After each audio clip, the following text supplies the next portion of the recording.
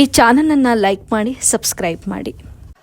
ಅಥಣಿ ತಾಲೂಕಿನ ಪರಿಸ್ಥಿತಿಯ ಕುರಿತು ಯುವಕರೊಬ್ಬರ ಅಭಿಪ್ರಾಯ ಇದೀಗ ಚರ್ಚೆಗೆ ಕಾರಣವಾಗಿದೆ.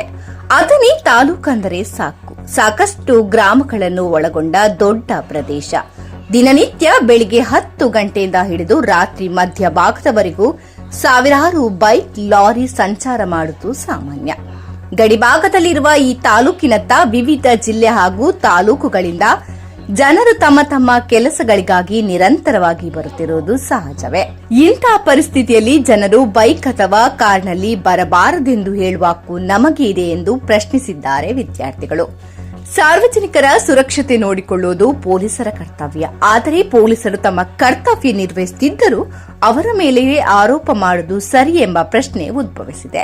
ಸಂಖ್ಯೆ ಹೆಚ್ಚುತ್ತಿರುವುದನ್ನು ಗಮನದಲ್ಲಿಟ್ಟುಕೊಂಡು ರಸ್ತೆ ಅಭಿವೃದ್ಧಿ ಮಾಡದಿರುವುದು ಯಾಕೆ ಎಂಬುದು ಪ್ರಮುಖ ಪ್ರಶ್ನೆ. ತಮ್ಮ ತಪ್ಪುಗಳನ್ನು ಒಪ್ಪಿಕೊಳ್ಳದೆ ಪೊಲೀಸರ ಮೇಲೆ ಹೊಣೆ ಹಾಕುವುದು ಎಷ್ಟು ನ್ಯಾಯ ಎಂದು ಅವರು ಕೇಳುತ್ತಾರೆ. ಇದೇ ವೇಳೆ ಪ್ರತಿಪಕ್ಷ ನಾಯಕರು ದಿನನಿತ್ಯ ಸಮಸ್ಯೆ ಹೆಚ್ಚುತ್ತಿದೆ ಎಂದು ವಾದಿಸಿದ್ದಾರೆ.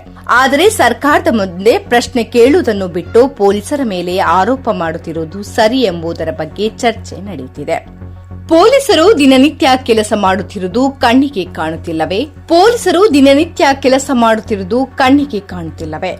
ನಾಲಿಗೆ ಎಂದು ಏನಾದರೂ ಹೇಳುವುದಕ್ಕಿಂತ ನಿಜವಾದ ಸಮಸ್ಯೆಗಳನ್ನು ಸರ್ಕಾರದ ಮುಂದಿಡುವುದು ಮುಖ್ಯ ಎಂದು ವಿದ್ಯಾರ್ಥಿಯ ಅಭಿಪ್ರಾಯ ವ್ಯಕ್ತವಾಗಿದೆ.